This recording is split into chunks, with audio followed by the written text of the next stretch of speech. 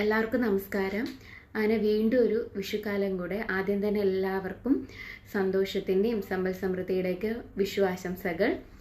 ഈ വർഷത്തെ വിഷു 2026 വിഷു വരുന്നത് ഏപ്രിൽ 15 ബുധനാഴ്ചയാണ്. മേടമാസം 2 എല്ലാ പ്രാവശ്യം മേട 1 വിഷു വരുന്നത്. പക്ഷേ ഇക്കൊല്ലം വന്നത് മേട 2 വന്നിരിക്കുന്നത്. അപ്പോൾ നമ്മൾ കണി കാണുന്നതൊക്കെ ബുധനാഴ്ചയാണ്. അപ്പോൾ വിഷുക്കണിയെ കുറിച്ചൊരു വീഡിയോ ചെയ്യാൻ വേണ്ടിയിട്ട് കുറച്ച് മെസ്സേജസ് ഒക്കെ വന്നു. അപ്പോൾ അതുകൊണ്ടാണ് ഈ ഒരു വീഡിയോ ചെയ്യുന്നത്. അപ്പോൾ വിഷുക്കണി ഒരുക്കുന്നത് എല്ലാവർക്കും അറിയാം. ഓരോ നാട്ടിൽ പല രീതിയിലായിരിക്കും ഒരുക്കമൊക്കെ ചെയ്യുന്നത്. അപ്പോൾ എൻ്റെ നാട്ടിലും എങ്ങനെയാണ്, എൻ്റെ വീട്ടിലൊക്കെ ഞാൻ എപ്പോഴും ഒരുക്കുന്ന രീതിയാണ് ഞാൻ കാണിക്കുന്നത്. അപ്പോൾ ആദ്യം ഗണപതിക്ക് ഒരുക്കുകയാണ് ചെയ്യുന്നത്. ഇപ്പോൾ എല്ലാവർക്കും പൂജാമുറിയൊന്നും കാണില്ല. അപ്പോൾ അവർ ഹോളിലോ ഒക്കെ ആയിരിക്കും ഇത് കണി വെക്കുന്നത്. അപ്പോൾ ആദ്യം ആ ഒരു പരിസരമൊക്കെ നന്നായിട്ട് വൃത്തിയാക്കി തുടച്ചു ക്ലീൻ ചെയ്ത് വയ്ക്കുക. എന്നിട്ട് ആദ്യം ഗണപതിക്കൊരുക്കലാണ് ചെയ്യേണ്ടത്. ഗണപതിക്കൊരുക്കൽ ഒരു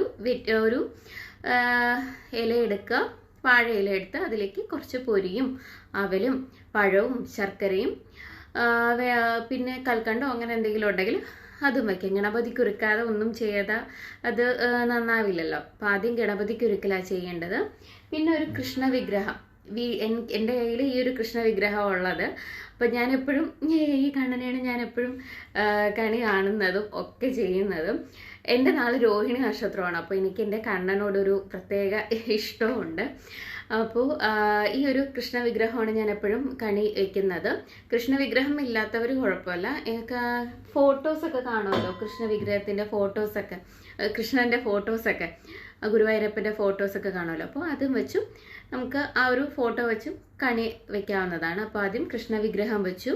എന്നിട്ട് ഇതേപോലൊരു ചെറിയൊരു ഉരുളിയോ ഒക്കെ കാണുമല്ലോ വീട്ടിൽ. അല്ലെങ്കിൽ ഉരുളി ഉള്ളവർ ഉരുളിയിൽ വയ്ക്കുക. അല്ലെങ്കിൽ ചെറിയൊരു പരന്ന പാത്രം ഉണ്ടല്ലോ, ആ പാത്രത്തിൽ ആദ്യം ചക്ക, തേങ്ങ 2ആയിട്ട് മുറിച്ചും വയ്ക്കാം. അല്ലെങ്കിൽ നമ്മുടെ വീട്ടിലൊക്കെ ആ തൊണ്ടോടുകൂടിയൊക്കെ വയ്ക്കാറുണ്ട്. ചിലർ ആ തേങ്ങ 2ആയിട്ട് മുറിച്ച് അതിൽ നാണയം ഇട്ട് വയ്ക്കാറുണ്ട്. ചിലവരത് തേങ്ങ നെയ്യും തിരിയിട്ട് വിളക്കായി കത്തിച്ചും വെക്കുന്നത് കണ്ടിട്ടുണ്ട്. പക്ഷെ എൻ്റെ ഇവിടെയൊക്കെ ആ തൊണ്ടോടുകൂടിയൊക്കെയാണ് തേങ്ങ വയ്ക്കാറ്. പിന്നെ ചക്ക, നമ്മുടെ അവിടെ കിട്ടുന്ന ചെറിയ ചക്കയൊക്കെ ഉണ്ടല്ലോ, ചക്ക. പിന്നെ നാട്ടിൽ നമ്മൾ കുഞ്ഞിലെയൊക്കെ ഈ കശുമാവ് ഒക്കെ ഉണ്ടായിരുന്നല്ലോ, അപ്പോൾ കശുമാവിൻ്റെ അതൊക്കെ വയ്ക്കാറുണ്ട്. പിന്നെ ഫ്രൂട്ട്സ് വയ്ക്കാം. പിന്നെ പച്ചക്കറികൾ എന്തോ വേണം വയ്ക്കാം. വെള്ളരി, കണിവെള്ളരി വേണം.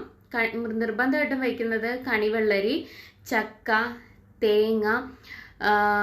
പിന്നെ നമുക്ക് ഇപ്പം മത്തങ്ങ അതെല്ലാം വയ്ക്കാം. പിന്നെ പച്ചക്കറിയായിട്ട് തക്കാളി, ക്യാരറ്റ് അതും ഒക്കെ വയ്ക്കാം. നമുക്ക് നമ്മുടെ കയ്യിലുള്ള പച്ചക്കറികൾ വെച്ച് നമുക്ക് വയ്ക്കാവുന്നതാണ്. പൈനാപ്പിളും നിർബന്ധമായിട്ട് വയ്ക്കുന്നത് കണ്ടിട്ടുണ്ട്. പിന്നെ ഇപ്പോൾ ഞാൻ UAE-യിലാണ്, എനിക്ക് എല്ലാ സാധനങ്ങളും കിട്ടൂല. അപ്പോൾ എൻ്റെ കയ്യിൽ എനിക്ക് ഷോപ്പിൽ നിന്ന് കിട്ടുന്ന സാധനം വെച്ചിട്ട് എനിക്കിപ്പോൾ ഇവിടെ കണി വയ്ക്കാൻ പറ്റുള്ളൂ.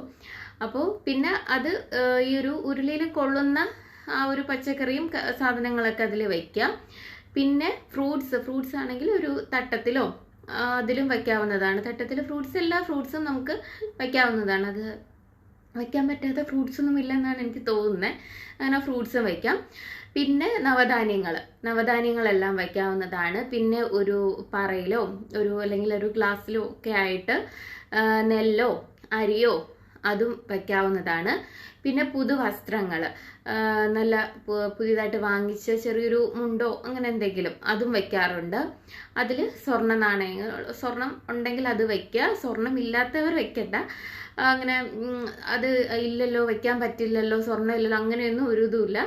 സ്വർണം ഉള്ളവർ വയ്ക്കുക. അല്ലെങ്കിൽ 1 രൂപ കോയിനാണെങ്കിലും അതും വയ്ക്കാവുന്നതാണ്.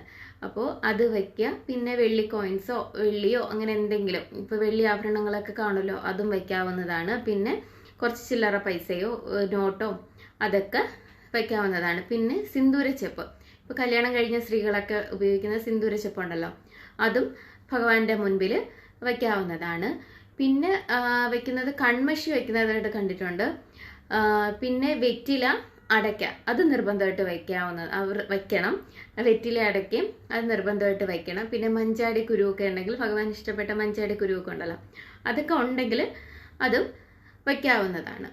അപ്പോൾ ഇതൊക്കെയാണ് ഇത്രയും. പിന്നെ വാൽക്കണ്ണാടിയാണ് ഏറ്റവും ഇത് നിർബന്ധമായിട്ട് വയ്ക്കുന്ന ഒരു സംഭവം. വാൽക്കണ്ണാടി വയ്ക്കുന്നത് നമ്മളുടെ മുഖം തന്നെ, നമ്മൾ കണി കാണുമ്പോൾ നമ്മുടെ മുഖം തന്നെ അത് കാണണം എന്നൊരു ഐതിഹ്യം ഇങ്ങനെ പറയുന്നുണ്ട്. അപ്പോൾ വാൽക്കണ്ണാടി അതും വയ്ക്കാവുന്നതാണ്. വാൽക്കണ്ണാടി ഇല്ലെങ്കിൽ ചെറിയൊരു കണ്ണാടി അതും വയ്ക്കാവുന്നതാണ്. അപ്പോൾ പിന്നെ കണിക്കൊന്നയും വയ്ക്കുക. പിന്നെ ഭഗവാന് ആ ഫോട്ടോയിൽ തുളസിമാലയോ അല്ലെങ്കിൽ മുല്ലപ്പൂമാലയോ ഒക്കെ ചാർത്താവുന്നതാണ്. ഇപ്പോൾ ഫോട്ടോസ് ഇല്ലെങ്കിൽ വിഗ്രഹം ഇല്ലെങ്കിൽ ഫോട്ടോസിലായാലും ആ ഒരു പൂവൊക്കെ ചാർത്തി ഭംഗിയാക്കാവുന്നതാണ്. പിന്നെ കണിക്കൊന്നയും വയ്ക്കുക. ഇപ്പോൾ കണിക്കൊന്നയൊക്കെ ഇവിടെ കിട്ടുമെന്നൊന്നും അറിയില്ല. കിട്ടുകയാണെങ്കിൽ അത് വയ്ക്കും. പിന്നെ അത് കണിക്കൊന്നും കിട്ടിയില്ല, എനിക്ക് വെക്കാൻ പറ്റുമോ അങ്ങനെയൊന്നുമില്ല. നമുക്ക് എന്തൊക്കെയുണ്ടോ അതൊക്കെ നമുക്ക് നമ്മുടെ കയ്യിൽ നമുക്ക് ലഭ്യമാകുന്ന എന്ത് സാധനമാണെങ്കിലും നമുക്ക് വയ്ക്കാം. അപ്പോൾ ഇത് കിട്ടിയില്ലല്ലോ, എനിക്കത് വയ്ക്കാൻ പറ്റില്ലല്ലോ, അങ്ങനെയൊന്നുമില്ല. നമുക്ക് കയ്യിൽ നമ്മുടെ കൈവശം എന്താ ഉള്ളത് അത് വെച്ച് നമുക്ക് കണി കാണാം ഭഗവാനെ.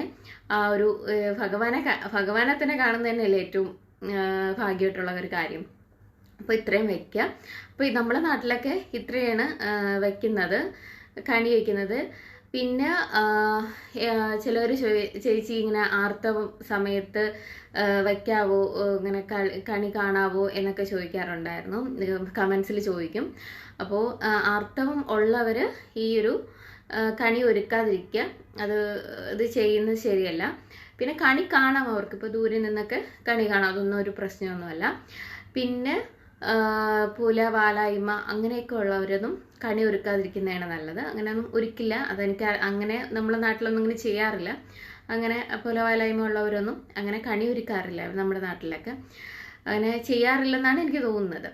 അപ്പോൾ ഇത്രയും കാര്യങ്ങളാണ് വിഷുക്കണിയായിട്ട് ഇത് കണി വെക്കുന്നതും ഒക്കെ കാര്യങ്ങളും. പിന്നെ രാവിലെ എണീറ്റിട്ട് മുതിർന്ന വീട്ടിലെ അമ്മമാരാണ് രാവിലെ എണീറ്റ് കണി കണ്ടിട്ട് ബാക്കിയുള്ളവരെയൊക്കെ വിളിച്ച് കണി കാണിക്കുന്നത്. ഭഗവാന് പ്രസാദമായിട്ട് കൊടുക്കുന്നത് ഉണ്ണിയപ്പമാണ്. ഉണ്ണിയപ്പം ഉണ്ടാക്കും, അല്ലെങ്കിൽ പാൽപ്പായസമോ അല്ലെങ്കിൽ അവലും മലരും കൂടെ അത് ശർക്കരയിട്ട് അതും ഭഗവാനെ നേദിക്കാനായിട്ട് വയ്ക്കും. കൂടുതലും ഉണ്ണിയപ്പവും പാൽപ്പായസമാണ് കൂടുതലും ഭഗവാന് നീതിയായിട്ട് കൊടുക്കുന്നത്. അപ്പോൾ ഇങ്ങനെയാണ് എൻ്റെ വീട്ടിലും നാട്ടിലും ഒക്കെ കണി വയ്ക്കുന്നതും ഞാനും ഇതേപോലെ രീതിയാണ് ഫോളോ ചെയ്യുന്നത്. അപ്പോൾ വിഷുവിനെ പറ്റിയുള്ളൊരു വീഡിയോ ചെയ്യാൻ വേണ്ടി പറഞ്ഞപ്പോൾ ഈ ഒരു വീഡിയോ ചെയ്തതന്നേ ഉള്ളൂ. അപ്പോൾ എല്ലാവർക്കും വിഷു ആശംസകൾ.